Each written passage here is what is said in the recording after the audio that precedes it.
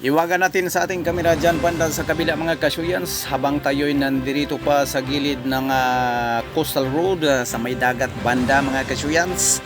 Yan yung mga kalagayan dyan sa kabila, may mga bahay-bahay dyan at yan ang tinatawag na Talomo Cementel.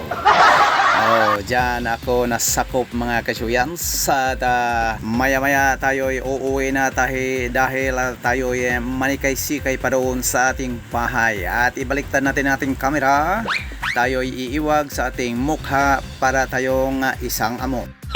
So tayo nagtatambay-tambay mga kasyuyans, napakalakas ng hangin dito at sarap sa pakiramdam.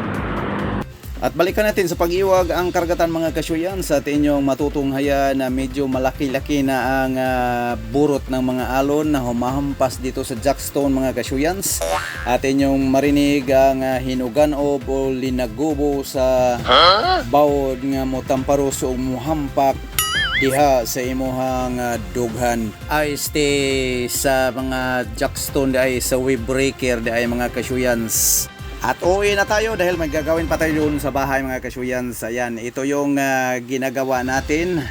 Tayo'y tutulong sa paggawa ng sinigang na puboy mga kasyuyans. Yan yung uulamin natin ngayong gabi mga kasyuyans. Ayan, nilagyan na ni Commander ng mga gulay-gulay at yung last finishing bagdok diha ay yung mga dahon ng kangkong. Nagdadahon ba ang mga kangkong? Yes, of course. That is the leaves of kangkong. Bahala ka sa buhay mo.